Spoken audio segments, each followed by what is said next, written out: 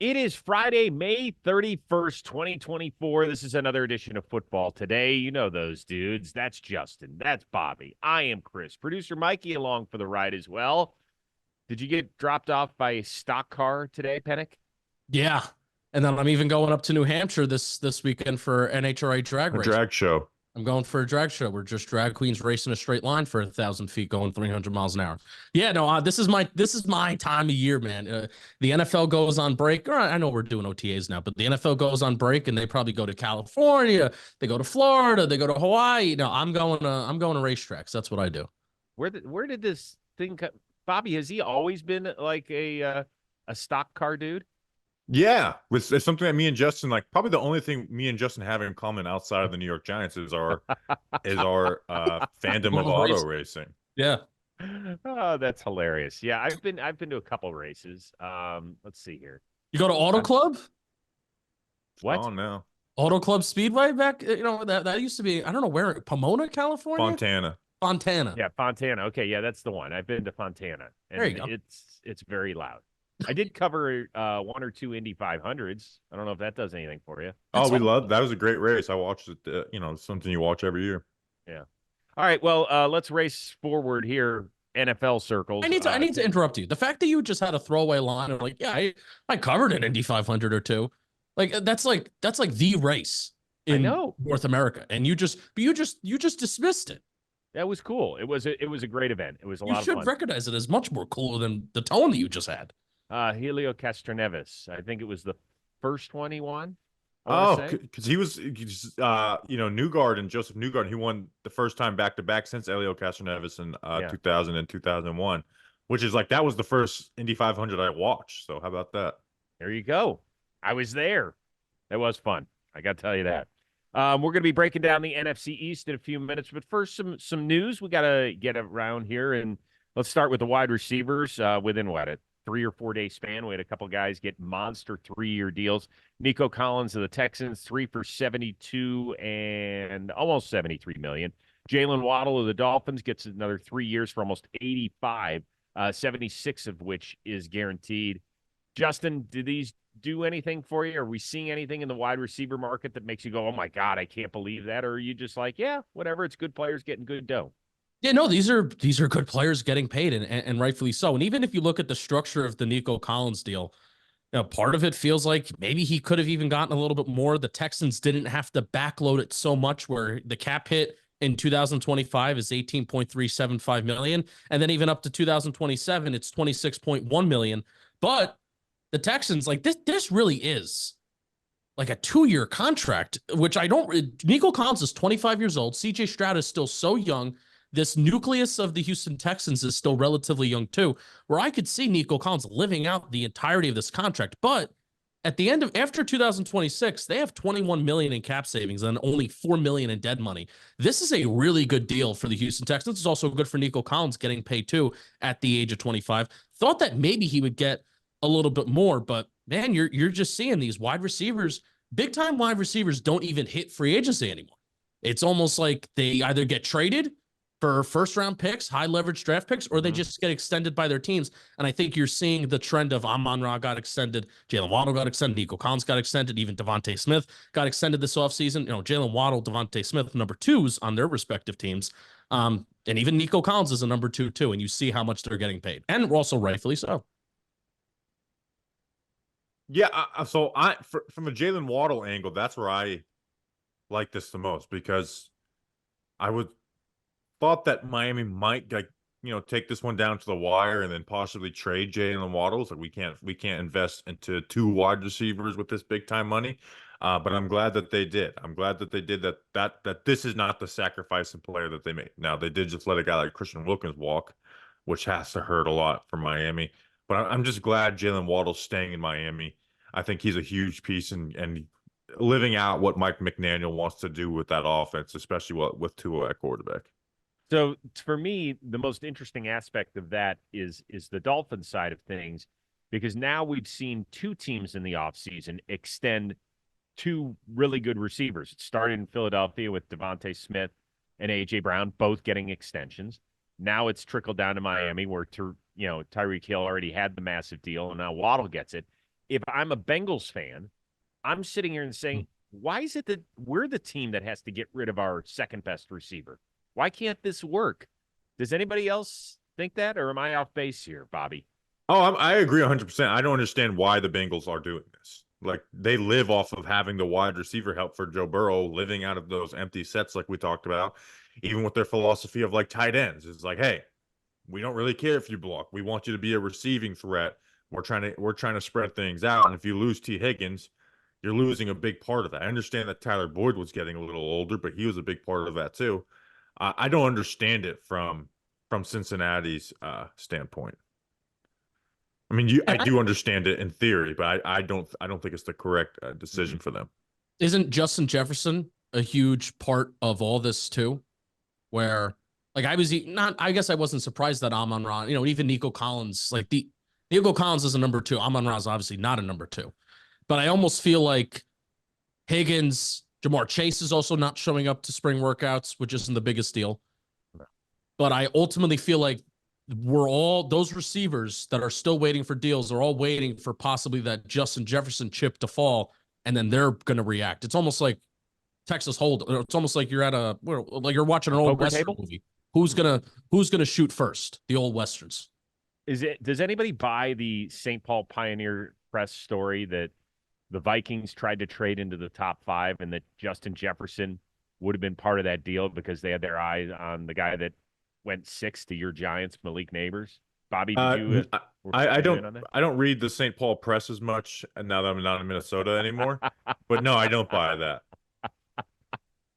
That's all you got for me? I just don't buy that. They were more widely reported, maybe, but well, I mean, obviously they got some information. I don't think they just made it out of thin air, although some people have, but I'm not accusing them of that. I found it interesting. I was curious because I did say that there's a possibility. I said earlier this offseason that there's a possibility Justin Jefferson could get traded. If the number's so astronomical and there were so many good receivers in this draft that you could end up getting your quarterback, a decent receiver, and, you instead of restarting the clock on a quarterback, you restart it on a wide receiver. I don't think you should do that when you have the best wide receiver in the game. He's literally the best. Yeah, I agree with you. I want to go back to Miami.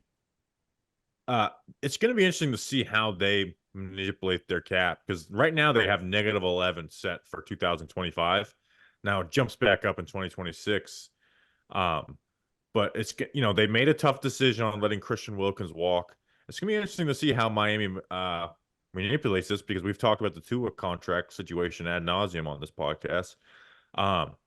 They got to be smart with how they go about these next 2 years. Yeah, but we also don't have next year's cap number.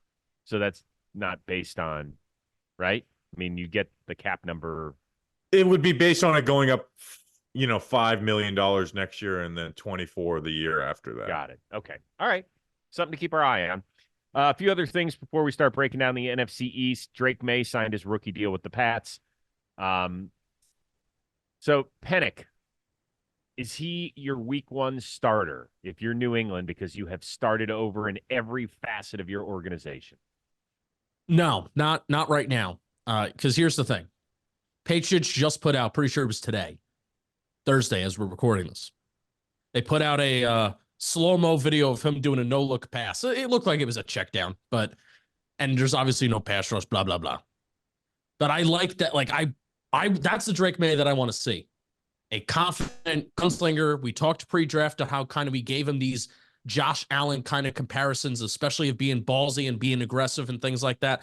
I want Drake Maye to be that quarterback. I don't want to see Maye struggle and have bottom 5 efficiency from his rookie year, because, who's going to know what's that going to do to your confidence? What's that going to do to your development? Unless you could tell me that Alex Van Pelt can have a similar Bobby Slowick impact on Drake Maye, like Slowick had on CJ Stroud. I think I at least want to see a quarter of the season go by until we see Drake Maye, because I want Drake Maye to be Drake Maye when he gets in there. Yeah, there should be no rush at all. They are in a situation where they are nowhere near a win now team. You're more in danger of him developing bad habits with bad talent around him, right? And not being able to clean that stuff up. Work on your fundamentals, get better at the day-to-day stuff. Like, you have a lot on your plate. You got the perfect bridge quarterback in Jacoby Brissett. If you ask us who's the perfect bridge quarterback in the NFL right now, it is Jacoby. So take your time. Now, hey, I also am, if he comes in camp and it's like, no, this guy's ready. Like, he's ready to be big time. Then you pull the trigger. But if there's struggles in camp, like, you take this as slow as you need to. I've become team sit the quarterback over the last couple of years. So have I. Well, I think it's a case-by-case basis. If you just go over the first-round quarterbacks taken in the last 3 years, we had 3 taken in the first 4 picks last year. All of them started week 1. 2022, there was only 1 first-round quarterback. That was Kenny Pickett. He sat behind Mitchell Trubisky for about a month, and then that was it. Let's get him going. 2021, we had the 5 quarterbacks taken in the first half of the draft. Lawrence, Wilson, Mac Jones all started week 1. The 2 others did not, although Justin Fields got off the bench rather quickly there. And Trey Lance, he's been on the side of a milk carton. So you mentioned Jacoby Brissett. Perfect dude to learn from. You also look at the schedule. At Cincinnati, home against Seattle, at the Jets, at San Francisco, versus Miami, and versus Houston. Ew. For 6 weeks. Oh, that's bad. There's a bunch of teams in there that have Super Bowl aspirations. That is not the guy I want thrown in there against those squads. We'll let Jacoby deal with that. We'll see what we've got at wide receiver after making a couple of picks in the first 4 rounds out there. And one other thing to keep in mind, Elliott Wolf, where does his brain go to when developing quarterbacks? Goes back to the Green Bay days, right? No organization has sat their first-round quarterbacks more, albeit that those guys were drafted in the 20s in Rodgers and Love, different than being a top 3 quarterback here in Drake Maye. But still, at least he knows he's got a guy who's respected in the building that could win you some games maybe. And we'll deal with Drake Maye when he's ready. That's that. Yeah. I think we're all in agreement. Speaking of Elliott Wolf, did you notice the picture of him signing the contract was with Gerard Mayo and Robert Kraft? No Elliott Wolf in sight. Well, that's because he was busy manipulating the roster. Mm-hmm. You're not buying it. Name a GM, damn it. You don't have Bill Belichick here anymore. Okay, here's something interesting I want to touch on real quickly. Patrick Queen remained in the AFC North. He made the move from Baltimore to Pittsburgh as a free agent. Said his decision eventually came down to 5 teams, quote, some of whom were offering more than the $17 million per year that he got. He took the lesser contract because he, quote, wants to win now. Bobby, does that statement make sense to you? No, $17 million is a whole lot of money, even for an all-pro linebacker. Even though he was, the number 2 on that team behind Roquan Smith and took off once Roquan Smith got there. No, maybe more average annual value, but no, they're guys signed with the biggest contracts they have. Well, I'm talking about no, I'm going to interrupt you, Rose. But this is exactly where my brain went too. Rose is asking, does it make sense that Patrick Queen said the Steelers are in win now mode? Yes. When also, like, that's Rose's question, but my brain also goes to, I do not think Patrick Queen is worth I don't even think he's worth the $17 million a year contract. I don't. But that is where my brain went to. I'm like, there were teams that offered you more. That was like, whoa, holy shit, Patrick Queen. So yeah, Rose, go ahead. Yeah, what my point was is that although, yeah, I think you can argue that, certainly, and I'll listen to it, the fact that he said that I want to win now. Like, if you are going through teams, and we don't know what the other 4 teams were. Maybe they were dog shit teams that are way worse than Pittsburgh Steelers, in which case it would make sense. But let's assume for a second, let's just play this game. Let's say it was the Seattle Seahawks and his old defensive coordinator, who's now the head coach up there. Like, is Pittsburgh definitely a better situation than Seattle? They're probably a little bit better, but it's not like totally ridiculous. Now, if some team like, I don't know, throw out a decent team out there. Let's say the Green Bay Packers threw him that sort of money. I'm picking a team out of there. You wouldn't pick the Pittsburgh Steelers as a better opportunity than Green Bay Packers to win now, would you? No. No. No, no. And especially I look at it from the standpoint, like Bobby said, and if if you subscribe to PFF grades and stuff like that, like you look at his production went up and his good play started after Roquan Smith got there. Well, And it's not also, even PFF grades, like the eye test, yeah, for sure. which For I sure. guess is based off the eye test. But like Patrick Queen was a bust until Roquan Smith showed up. But what Patrick Queen, in my opinion, should be looking at is, do I have another linebacker playing alongside of me that can handle kind of more down-to-down responsibilities where Patrick Queen can just play fast, loose, and be like a wild man, where Patrick Queen always has been a very, very good pass rushing interior linebacker. He's one of the best in the NFL, but you're not doing that every down. I think he was like 46 last year in run stop rate among linebackers. So that's not the end of the world. Doesn't tell you how good of a linebacker you are or not, but $17 million a year for a linebacker that was kind of like the will linebacker that just goes and plays like a wild man next to the Mike linebacker. You're going to give that guy 17 million. So Chris, I know this isn't the question, but him saying that was like, oh my God. So, well, interesting. So I'm going to cross off the Patrick Queen Steelers jerseys for you two during the holiday season. Well, I like Patrick. I loved him coming out of the draft too. So I actually like the move for Pittsburgh a lot. But I am interested to see him without Roquan Smith, because he became a totally different player once Roquan joined that team. All right, let's move on to the last topic before we get to the NFC East breakdown. And Penik, you were all over this thing, where there's the possibility, it sounds like the players union is trying to shift the offseason schedule. So we still have OTAs technically, but they're not going to be sprinkled into the spring like they are right now, that they want a longer ramp-up period and then just go straight into training camp. So what got your panties in a bunch about this thing? Well, I just love talking about training camp. Like, it is my favorite time of year because you're 0-0 and every single team feels like they got a shot at it and they can maybe make a run at it. So Kevin Patra, is that a name that's familiar? NFL.com, Chris Rose? I read an article of his. Okay. And it was particularly the last two paragraphs that caught my attention. And that, I was trying to really kind of fully decide how do I feel about this? OTAs are a fun part of the year just because it's news. We like news. We crave for news. We crave for updates as NFL fans, right? Even if it's during the slow times of the year. So per Pelissero, the NFLPA has consulted medical and performance experts to create a solution for reducing injuries and maximizing players' recovery time. Under the potential proposal, virtual classroom work would still be permitted in the spring, but no practices until camp. We know that. Restructuring the NFL's offseason could help break up the calendar, giving players a deeper layoff following a grinding season and longer ramp-up period before the start of the season, which could prove helpful to avoid soft tissue injuries that plague some players during training camp under the current structure. This is why I like it. I like the fact that we have OTAs and spring workouts and things like that, where it just keeps us entertained and it keeps us updated. Why I like this possible proposal of possibly starting camp in mid-June, early July, and eliminating the on-field activities of OTAs is for that exact reason to that last paragraph. There will be a longer ramp-up period.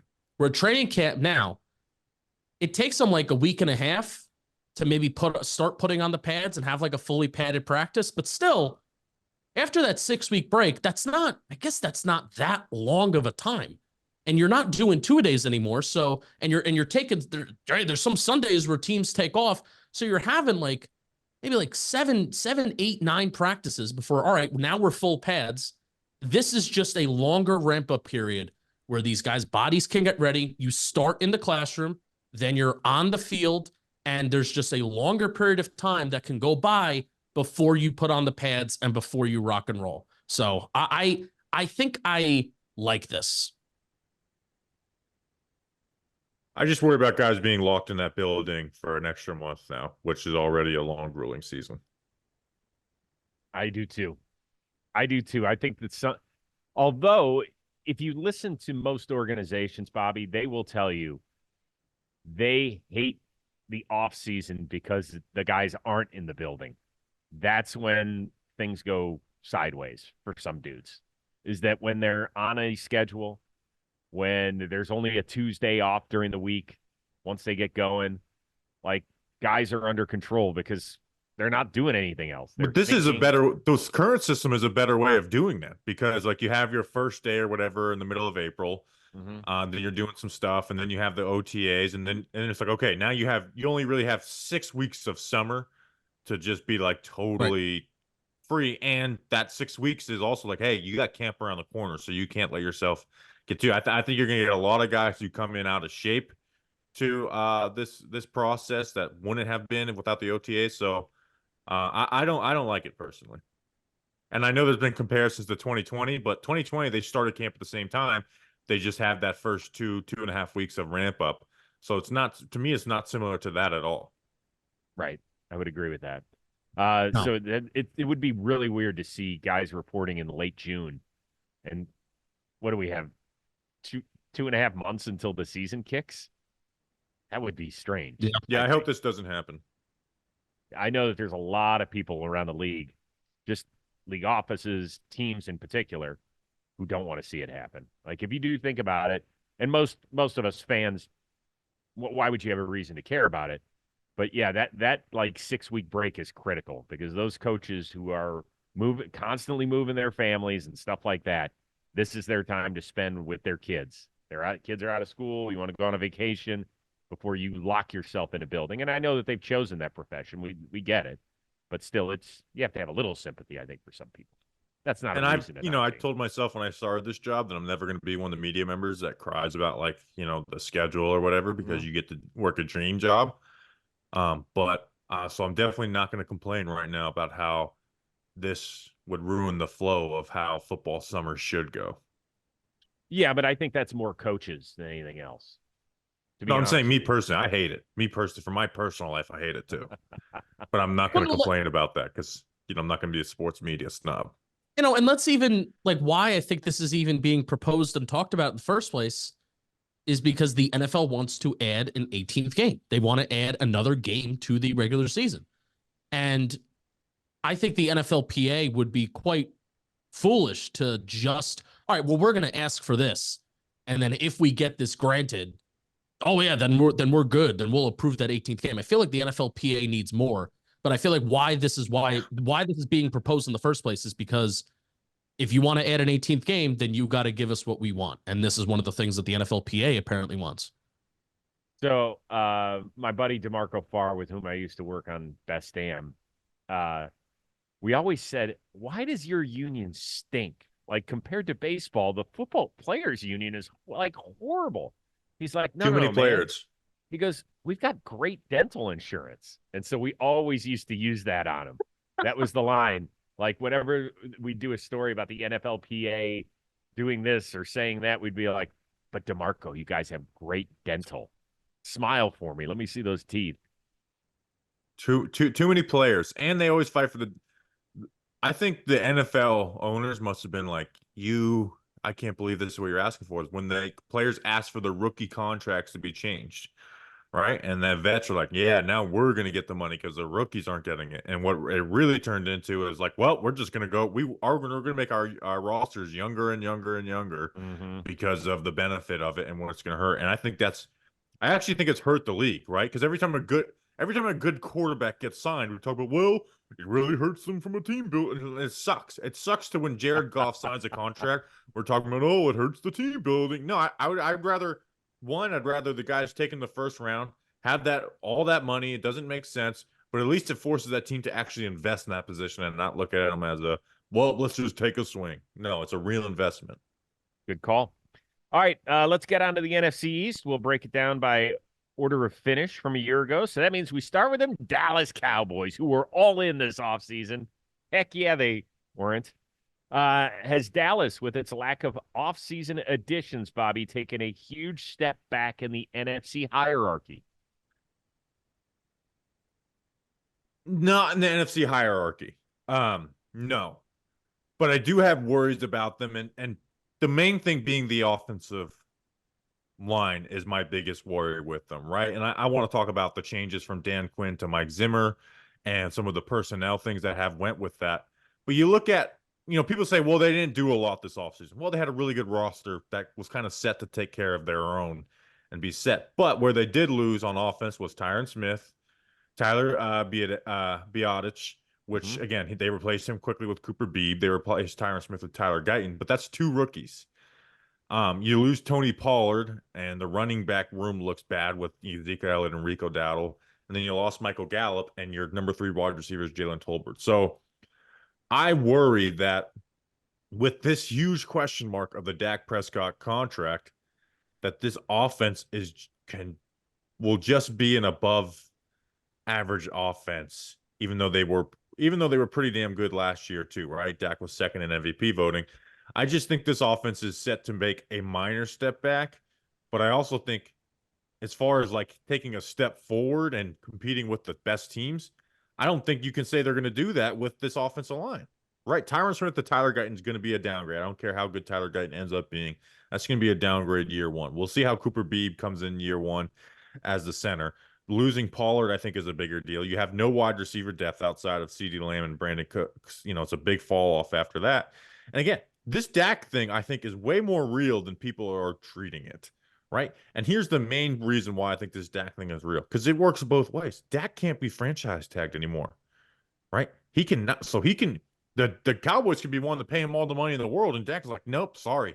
I'm testing the open market, my friends, and you're going to either have to match whatever other big, desperate team offers me, or I'm going and I'm taking that money. So I think it's a huge year for Dallas, and I think it can crumble, not because they lack talent, just because like you make a coaching change. You have this hangover Dak Prescott's year, but and also on top of that, you lost some key guys with Tyron Smith and Tony Pollard, and even Michael Gallup to an extent too. Yeah. What do you this idea of doing divisions, going division by division, was stemmed from after the NFL draft. So what do you think of Tyler Guyton? Me? Yeah. I think he's I think he's got a lot of talent, right? We watched him up close and personal in Mobile, Alabama, and then watching his film.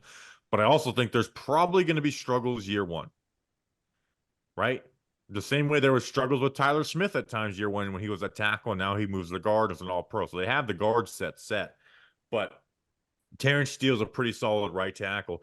But the other thing is if one guy gets hurt, they're in trouble. They have no depth on that offensive line. I think that's the thing that's different from previous years. So again, if Tyler Guyton struggles, I just worry with Dak, blindside not being fully protected, and offensively they're not in a situation talent-wise where they have been in other years. Brandon Cooks is a year older, right? He wasn't as good as I thought he was going to be, even though he did have some solid production for them. Wide receiver 3 is Jaylen Tolbert. He has less than 300 career yards, and then they might have the worst running back room in the NFL. Right? I mean, I'm just saying that off rip and not looking at team by team, but that's a bad running back room of Ezekiel Smith and Rico Dowdle. I think Rico Dowdle probably should be the one in that group. I just think they did. I don't think they're taking a huge step back, but I just guaranteeing they're not taking a step forward either. I just look at it this way. Last year, I think almost all of us here, unless I'm speaking out of turn, would have had them as the 3rd best team in the NFC going in. You had Philly, San Francisco, and you could throw those 2 in the air and catch them and figure out who's 1 and who's 2. And then we were like, okay, Dallas is next. There just wasn't anybody else where you felt that confident. Well, right now I can confidently say I've got not only do I have San Francisco and Philly ahead of them, I've got the Detroit Lions ahead of them. I've got the Green Bay Packers there. I think that most of us like the Packers. Mm-hmm. Definitely. So, and the Rams are a possibility I still got to figure out where I sit on the Rams, but I know there's at least 4 teams that are better, possibly 5 teams that are better. To me, that is a substantial step back going into the season. Penik, you don't see it that way? No, it is. And I have questions on if CeeDee Lamb can just replicate what he did last year. 181 targets is insane, man. Like it's crazy. And he had a 75% catch rate with 181 targets. his success rate went from 55.1, which is good in 2022, to 63.5, double-digit touchdowns and 1,749 yards. So it's one of those things of if CeeDee Lamb has a year that he had in 2022, 107 reception, 156 targets, 9 touchdowns, and 1,359 yards, it's a really good season, but it's not what he did last year, which was really carry that offense. And I don't know if the Cowboys have that other depth around them, whether it be in their running game, whether it be, I like their tight ends, but I don't think their tight ends are going to really carry that mantle, carry that load. Brandon Cooks is aging. And honestly, Ferguson's really good for them in year 2. Nick Ferguson's good, but again, like, is he going to be a tight end that's going to get 90 targets, and maybe catch 60 of those balls? He could be, sure. I like him. He's good, but, and here's my prediction. I don't think Jalen Tolbert's going to be their starting wide receiver this year on the outside. I know he's Who do you projected. think it's going to be though? Like they're going to have to make some type of move. It's kind of like just a referendum on Jalen Tolbert, who a guy, South Alabama, Bobby was like the local Senior Bowl guy. Yep.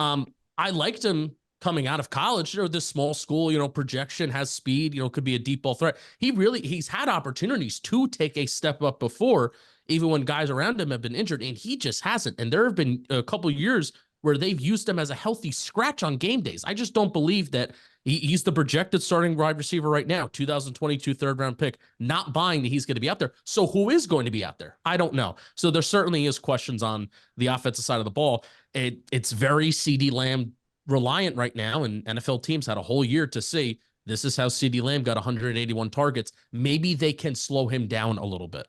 And I just worry how the run game is going to be a complement to what they're trying to do, right? Like, I don't know if they're going to be able to lean back on. Now, we could look back though and be like, hey, Rico Dowdle pop behind this offensive line, right? Cooper Beebe could come in year 1 and be awesome. Tyler Smith and Zach Martin, that's the best guard duo in the NFL probably.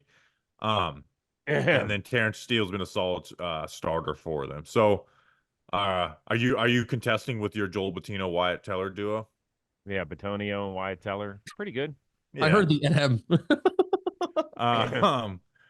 But I think I'd take the Cowboys though. Like, Tyler Smith went all pro. Zach Martin's a Hall of Fame guard. But nonetheless, like they have they're a talented team on offense. It's just, again, step forward. And again, I think this Dak thing's going to hang over them all season. Like, I just think they're set up to be a team in turmoil, right? Mike McCarthy probably on the hot seat again. Like, I just think they're set up to be a team on turn. And we haven't even talked about them defensively, because I do want to talk about defensively, because you lose Dan Quinn. Like, I'm interested to see the changes, right? You saw I think one of the biggest things that will be an upgrade is they're going to put Mozzie Smith and have him put that 20 pounds back on that they had them take off. And then adding Eric Kendricks over Leighton Vander Esch.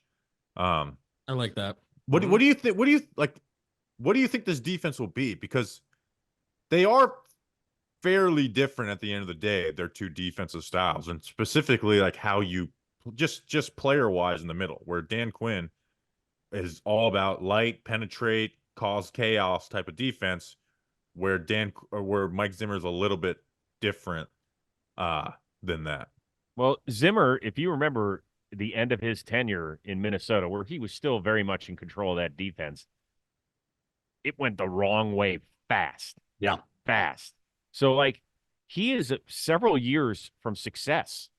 Like, it always feels like wherever Dan Quinn has been, he's had his paws all over the defense, and it's been good. I mean, it was so good in Dallas from the onset that, like, they're like, we just have to keep throwing goo gobs of money at that guy in order for him to stay and not take head coaching jobs. Well, now he finally was like, I got to go take one. And he did.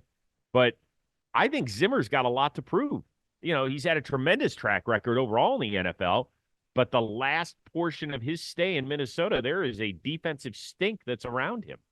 Yeah, I think they'll be all right. Yeah, I mean, they're also getting Diggs back. That's what it's like when I put losses and additions. Trevon Diggs I put as an addition. Marshawn Nealon, I don't think he's gonna have a big impact. I think their biggest loss is their depth at edge. We're losing Dorrance Armstrong and Dante Fowler to the Commanders. Stephen Gilmore is still available. Like, they could still bring back Gilmore, and then Sam Williams, replace Vander Esch with Eric Kendricks. So defensively, I'm just interested to see what they're at, because they could even be good and take a step back, because those Dan Quinn defenses have just been so sustainably good, and sustainably good playing a different way than other defenses, where they like, no, we're attacking, we're trying to create turnovers, and they've been able to do that consistently. Even when Diggs went down, Deron Bland. Hey, my favorite cold take of all time on this podcast is like, do I think the Cowboys are screwed without Trayvon Diggs? No, but Deron Bland's not going to get the inner turnovers that Stephon Diggs did, and then he set a Lo and behold, record. he did. Lo and behold, he did. That's the crazy thing, where Deron Bland was projected to be their nickel corner last year, and he was. While Diggs was out there, he had Stephon Gilmore, then he had Deron Bland in the slot. And now, if you can lock down the outside like that, and I know in this defense it's going to be different, and Trayvon Diggs may not, and maybe even Deron Bland may not just bounce back and be the same players that they were. Diggs does allow a lot of yards, even though he forces turnovers. And usually, like, I'm a big, I'm a big stats guy, and I believe that turnovers on a year-by-year basis is very volatile. It could change. You can have a year where a team forces a lot of turnovers defensively, and hey, really feel that bad luck. The bad luck of offenses. Take advantage of that. If you're getting tipped passes, if you're picking up forced fumbles, you're getting those 50-50 balls, then that's great. Take advantage of it while you have it. But that shouldn't be like your big MO defensively. And I said that about Dallas year in and year out, and it just never came to fruition. They always would be top 10 in turnover rate. And now that we have a different defensive coordinator, now I'm wondering, even though they have the players, they have the pass rush, they have the front four, and they have the front four to only rush for while also drop guys back in coverage. They have the ball hawks, guys in the secondary. They could still do it, but will they do it is the question. Last thing, let's just spend 30 seconds on it. Micah Parsons is eligible for his extension as he's starting his 4th year. He'll get it in August, won't he? We'll see. I mean, he wasn't at OTA today. There was a report that, and then like Clarence Hill tweeted out, like, Mike McCarthy doesn't seem happy about it. I'd like to see the video of that before I trust a reporter's tweet, because they can lie, they can embellish sometimes. But yeah, you cannot let go. Like, Micah Parsons will get done, not a question at all. But again, like, all right, we can move on with this. Dak is a Dallas Cowboy in 2025. True or false, Chris? I think it's true. I think it's true with a massive overpay. Justin. I also think it's true. Everything in my head says it should be true, but it's just all pointing to it being false. So I'm going to stay false. Yeah. What a story it would be if the Cowboys had to start over a quarterback. How much are the Broncos paying Russell Wilson to not be their quarterback? $39 million, I think. Dallas would have to pay Dak $40 million to not be their quarterback with the void year. I think he stays. All right, before we get back to talking about whatever we're talking about on football today, we're talking football, but we got to talk about DraftKings. Baseball fans, are you ready to elevate the game day experience with our partners on DraftKings? Bobby, say something. NASCAR DraftKings car. How about that? Are you ready to bet on some NASCAR? That's a good looking car. Bubba Wallace with our DraftKings car. With our partners at DraftKings, you can take the excitement to the next level by getting some skin in the game. Right now, all new customers can get a no-sweat bet up to $1,500 with a $5 deposit. Whoa! Get a bonus bet back in the amount of your original bet. If your first bet doesn't hit, bet on NASCAR, bet on Bubba Wallace, bet on the DraftKings car. Download the DraftKings Sportsbook app now. New customers who use promo code football today, that's all one word, deposit just $5 and get a no-sweat bet up to $1,500. That's promo code football today. Only at the DraftKings Sportsbook. Guess what? The crown is yours, and you'll be glad you did. All right, Philadelphia. They started last year 10-1, then they limped home, dropping 5 of their last 6 in the regular season and getting bounced by the Bucks on Wild Card Weekend. Things obviously went totally sideways. Are you worried that the noise will continue to be around the Philadelphia Eagles, Justin Penik? Yeah. I am, even though their roster is extremely talented, and Bobby and I rave about it all the time. I found an article from NBC Sports Philadelphia, Ruben Frank, and it's 10 reasons for the 2023 Eagles epic collapse. And I agree with kind of all of these, where it's so crazy how everything just went wrong last year, even when they were 10-1.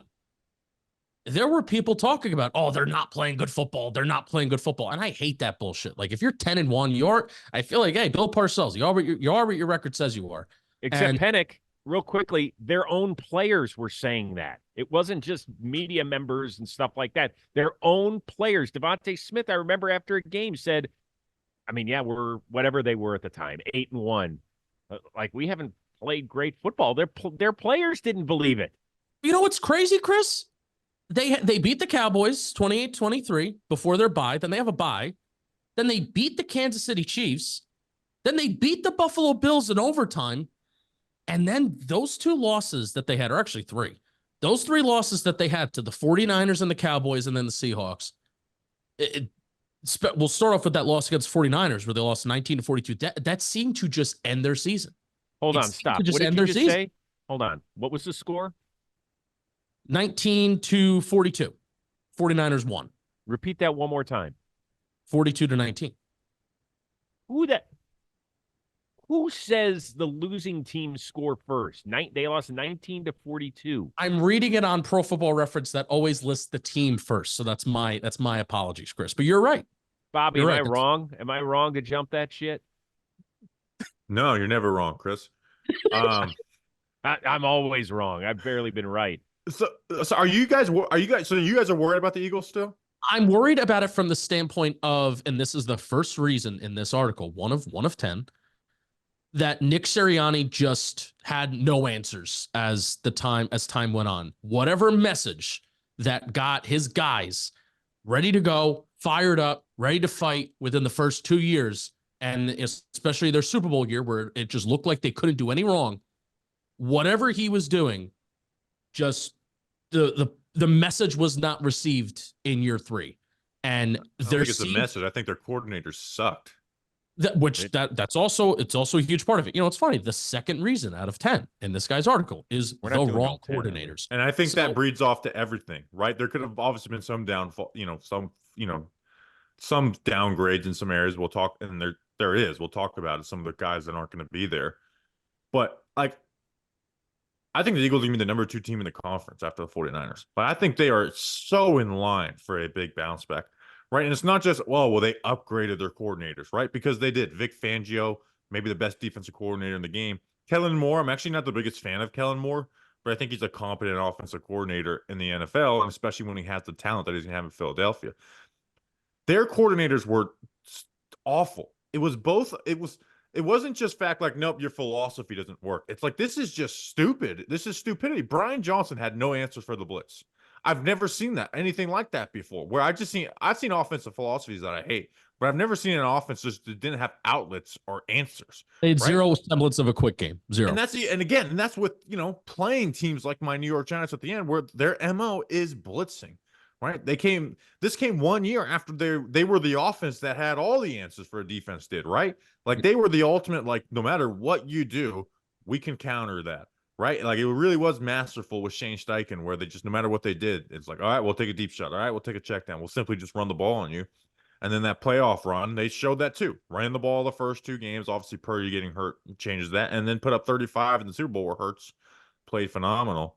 So I think getting Kellen Moore there on offense with Saquon Barkley, I think is going to be really big for them. And I think Paris Campbell, right? He was disappointing for our Giants last year. I actually think he is a big part of this, because they had no slot presence. They had no slot presence last year, and Paris Campbell can at least do that, and he fits better on a team that has the deep threats that they do, where he struggles on a Giants team where everyone's just driving on the quick game. And then Vic Fangio, like, he's a flat-out great defensive coordinator. Again, possibly the best in the league right now. Like, everyone tries to copy him and failed, including Sean Desai, who was bad.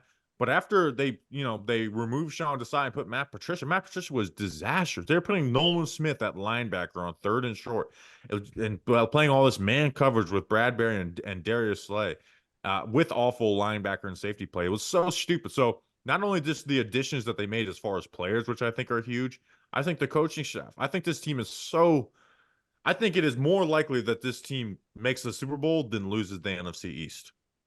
Okay, so you've already heard me speak once about I really listen closely to players. I don't care about necessarily media reports and things of that nature. I care about dudes inside of a locker room, inside of a clubhouse, how they're feeling, what they're saying. So Kenneth Gainwell, one of their running backs, went on the Javian University podcast. Had no idea, didn't know a thing about Javian University. Bobby, you didn't get recruited by them, did you? Probably got like one letter Got it. if they're D2. Okay. So he was talking about what went wrong for the Eagles down the stretch. He said, quote, I think it was a connection piece. Teams like Kansas City are well connected, upstairs and downstairs, front office and locker room. When you have a connection, everything just clicks. But when you got guys that aren't talking to each other, you never know what's going on. Holy shit, is that alarming? So now guys aren't talking to each other? Like, what is this? Is this like the San Diego Chargers from 20 plus years ago when the late A.J. Smith wasn't talking to the late Marty Schottenheimer as they're passing in the hallway? Do we have a disconnect between the front office and the locker room? Is there a problem between the coaching staff and the players that we don't know about? I mean, hell, we all got to know big old Dom last year. Who the hell knows who runs security for NFL teams? What are we doing here? And Fox is doing a whole profile on Dom. How are they going to exist without Dom? And their head coach, he can't function without Big Dom. What are we doing here? And that's the thing. That's the shit that scares me the most, because I agree with Bobby 100%. And like, you look at the talent, that this roster is stacked. This roster is loaded. But for some reason, I think even Shelfie, like Shelfie's our resident Eagles fan here at John Boy Media in the office. And, you know, he's always told me, like, for some reason, the Eagles, like the pressure that the fans put on the Eagles and the fear and the anger that sometimes that they will show, there is no more reactionary, like, locker room that comes from the city than Philadelphia. Where, Chris, even though they were 10-1 last year, usually you see locker rooms go in disarray when teams are losing. Oh, we expected to be good, and now we're 1-8. Now we're 2-8, whatever. They were winning, and the locker room went into disarray like that. It's crazy that you don't see it that often, that even though they have the best record in the NFC, they somehow fell apart because guys were not connected. And that is why I am still worried about, on paper, they're all good, but I am still worried about what could go wrong for the Eagles this year if there is still some of that lingering. I agree. So I do agree with that, right? Like Nick Sirianni, right? He showed a little bit of immaturity. When you're winning, that's great. When you're losing, it leaks down into the team. And I think some of their key, I think Jaylen Carter is one of the most important pieces on this team. And he's someone who's very immature, right? Yeah. Not just off the field, but like his production was so good to start the season, and then it started to peter off. Like even Jordan Davis, the other Georgia defensive, like those guys begin the season, like, man, this is unreal how they've been able to add these guys. And then like Jaylen Carter being, I don't know if it was out of shape or what, but he just didn't do the same things that he did in the beginning of the season. So, but I just think, but they also, like, they had no slot presence at all last year. No. I think they do this year. Their linebacker and safety room was god awful. Now the linebacker room I'm still worried about. I don't think Devin White and Nakobe Dean is a great linebacker room, but Chauncey Gardner, I think Cooper DeJean is going to play safety. That's a huge upgrade over what they had. The question for me, but I think Vic Fangio is going to do a great job with what they have, right? Now they lost some key guys, right? Hassan Reddick is gone. Fletcher Cox is gone. Javon Hargrave, this will be his second year gone. Those guys were key. You replace them with, Jaylen Carter, Bryce Huff, and Nolan Smith. You need Bryce Huff to be more of a full-time player. You need Nolan Smith to make a jump. You need those other guys, Jaylen Carter, to be consistent all year long. But it's just, everything points to a bounce back year, right? Start out hot. It's, again, unless you guys are right and Nick Sirianni is simply just a horrible head coach, horrible leader of men, god awful. But I think they're going to figure it out, right? And I also think Jalen Hurts did not deserve the blame of what went down last year, right? We're not talking about a quarterback who came down to earth. Like, if anything, Jalen Hurts was keeping that offense from at least like halfway afloat, because it was just like, he's the guy who's going above and beyond at times. So I think they're in a good spot. I think on offense, I mean, you have an offensive core of Devontae Smith, AJ Brown, Saquon Barkley, Dallas Goedert, never forget South Dakota, and then Paris Campbell as the slot. Like, that's such a nice piece Yeah, you lost Jason Kelsey, but they are in a set place with offensive line. There's no reason this team shouldn't be a top 5 scoring offense in the NFL. Yeah. And now they have the best defensive coordinator with a lot of talent on defense. Who's obviously really well liked in Miami. I will Well, be he was interested. really well liked in Philly the year they went to, like, he was literally helping them. He was like, it was like a best kept secret that Vic Fangio was like Right. kind of coaching that Eagles defense. I will be curious to see what sort of effect on the locker room not having Kelsey and Fletcher Cox will have, since we just spent a lot of time on that. Let's move on to your beloved New York Giants, gentlemen. Here we go. Daniel Jones coming off a torn ACL. All indications point that he's going to be okay for the start of the season, but there was at least one report out there by Mike Garafolo, my compadre over at NFL Network, that suggested Drew Lock could be the starter week 1. What say you, Bobby? No, Daniel Jones would be the starter week 1. Me and Justin could obviously talk about the Giants for a very long time. Daniel Jones is the starter, right? Drew, I think not playing is a quarterback's best friend, and Drew Lock has, we forget what he was in Denver, but you had that moment versus Philly in the end of the season on Monday Night Football, but you watch Drew Lock and you still see some of the bad stuff, although he's gotten better some stuff. So Daniel Jones is the starting quarterback unless he plays really bad in the season and they decide, let's just make a change. But it won't be because Drew Lock won that job. What are your questions about, like, the New York Giants, Rose? I mean, my question is, aren't they just playing out the string with Daniel Jones's contract and they can't wait until that thing's over? I mean, yeah, it gets a little more complicated than that. And we've been talking about this recently on Talking Giants. Let's not. I don't fuck that stupid injury clause conversation. Oh, really? Yes, Okay. they are waiting. They're waiting for Daniel Jones to like, this is the last year of Daniel Jones as their quarterback. Right. And so, I mean, they're going to get rid of him after this year. Brian Daboll, he's going to stay, isn't he? Unless things just are so miserable after this season that somebody else has got to bite it. It can't just be the quarterback, right? I think this regime is going to get a 4th year no matter what. And I think coaching holds them afloat, right? Like, think about how bad last year was for the New York Giants, right, Rose? Like, it was awful. Horrible. Disaster. Horrible. They won 6 games. They were 1 play away from beating the Buffalo Bills. They decided they couldn't throw the ball against the Jets in that game and went to overtime in that game. Like, we're half a second there. And then you had other Mason Crosby, our kicker, got injured, so Mason Crosby had the kick, couldn't make a field goal versus the Rams. Lost by 1 point to the Rams. Yeah, so, like, I think this is a team that's going to be middling. I think they're going to win between 6 and 8 games. Mm-hmm. They're not going to be like, I'd get back to their 2022 self. But I also think Daniel Jones will get back to what he was, maybe not 2022, but just kind of like this, like, middling, average to below average quarterback who will win some games, and other games will have you frustrated because he's not pushing the ball downfield. And I think they'll get through this year and kind of reset at that quarterback position. The issue with the Giants is that they don't have any easy answers. And I don't think Joe Shane, the GM, has put together. I don't think he's killed these drafts yet. He hasn't added his own stars to this team. All right, so let me ask you this then. Maybe the better question in Penik about the future of your team, because we all basically said, okay, Daniel Jones, he's out after this year. Mm-hmm. How good do you feel about the rest of the team moving forward and being able to find whatever quarterback that is, whether it's in free agency or the draft, and saying, okay, we'll drop somebody in, and it's actually not a half bad team? No, and honestly, how the rest of the team performs this year is the most important question in terms of how all in should they go at quarterback, where if they find a way to win 9, dare I say 10 games this year, which is a really big reach. That's not my expectation, which is a really big reach. But then let's say Dak Prescott hits the open market.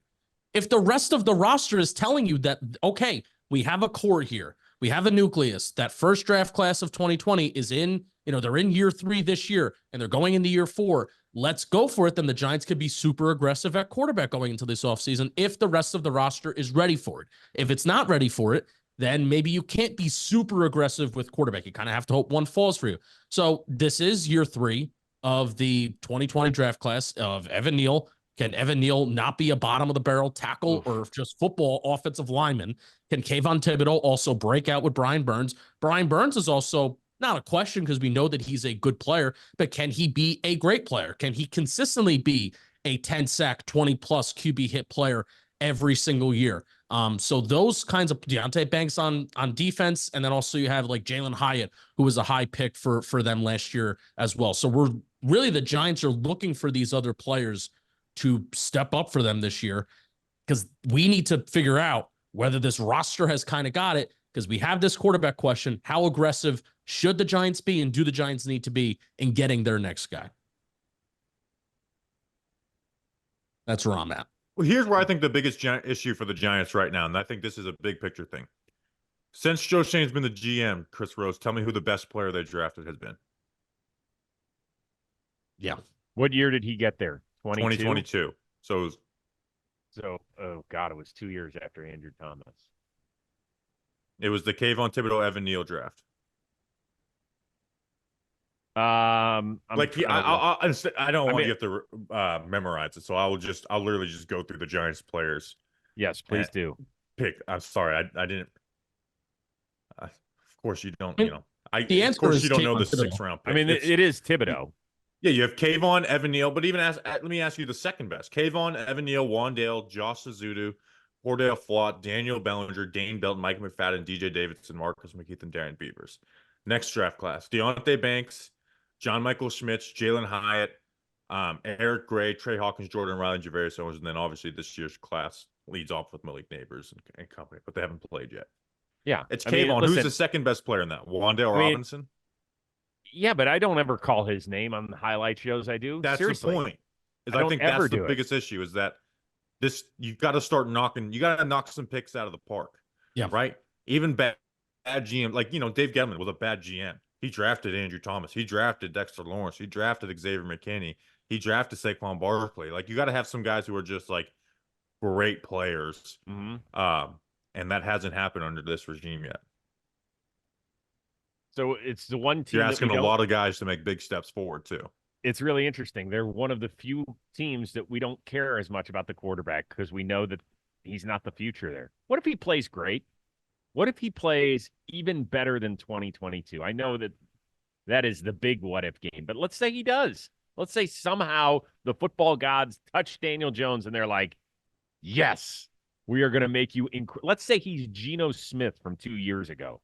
It needs to look different than what it did in 2020. He's got to be aggressive. He's too conservative. He Yes. went from being aggressive to being way too conservative. And then in 2022, he operated that offense almost near flawlessly. Like, as someone who watched every single play 3 times, watched all 22, I'm like, man, this guy doesn't make mistakes. Outside of a handful of plays that year, probably 10 to 14 after the first 2 weeks of the season, where it's like, oh, there was a shot there and you just didn't pull the trigger. And it wasn't because it's not part, like, you were supposed to pull the trigger on this. But they signed him. You had a bad offensive line. You only had one player on that offense who could challenge you down the field to try and call those stuffs in Darius Slayton. They add Darren Waller. They add Jalen Hyatt. And although the offensive line was god-awful while DJ was, awful. It was hard to watch. You saw stuff left on the field. And then it kind of was like, okay, now that makes you feel worse about last year. And when the Giants signed Daniel Jones to that contract, on our episode breaking it down, that was our biggest question, is there's going to be an answer this year with the talent that they add. They're looking to add speed. And if that answer is not met, then you don't feel very good about this contract. And that was answered then. But I think Daniel Jones is not as bad as, I know he's not as bad as what happened last year, right? Yeah. You look at the stats, you had 6 interceptions. 3 of those were tipped up by Saquon Barkley and Darren Waller. He's just very conservative, and teams played on that. And with the offensive line that they had, it was a disaster. And that paired with him not pulling the trigger on shot plays that were there. And also, it seems like people have pulled up as the years have gone on, Daniel Jones and Saquon Barkley splits when Saquon's on the field and Saquon's off the field. Really, the splits that you need to talk about, and Bobby's done this, is and Daniel Jones on the field when Andrew Thomas is on the field. Yeah. Andrew Thomas is on the field versus Andrew Thomas off the field. And when you have Andrew Thomas tearing up his hamstring on the first series of the year last year, it kind of just set the tone for what all of last year was going to be for the Giants. Yep. Which is not even a defense of Daniel Jones, but it's just true. When Andrew Thomas is playing, he has his blind side taken care of, and he's just a much better quarterback. And also the splits can be with Jason Garrett and with Pat Shurmur and Brian Dable too. Yeah. That's what made like the Texans so impressive last year, because you lose they lost their left tackle, and it's like, oh my God, you're still doing this? Anyway. Well, speaking of the Houston Texans, they kind of are going to be married here with the Washington Commanders, because last year Houston picked a quarterback number 2 overall and shocked the world, winning a division title. Not so sure that Washington can pull that off, but they did take a quarterback at number 2. They do have a new head coach, just like the Houston Texans, albeit not a rookie head coach, if you will. Can they at least be in the playoff conversation in late December, early January, Penik? No, I think they're going to finish in last again. I'm pretty confident in that. I don't. You want to know where it starts? It starts on the offense line, starts on the defense line. It's where the game of football starts. And I don't like this offensive line. I like Sam Cosmi. I don't like Tyler Biotish. I don't view him as an upgrade. I never liked him when he was with Dallas. And then even that defensive line, I know Dan Quinn's there, but that front is different than what it was with Dallas, and it's worse. And Daron Payne and Jonathan Allen, even though I love them and I think they're still good players, they haven't been great. Both of them were great at one point, and they have not been great.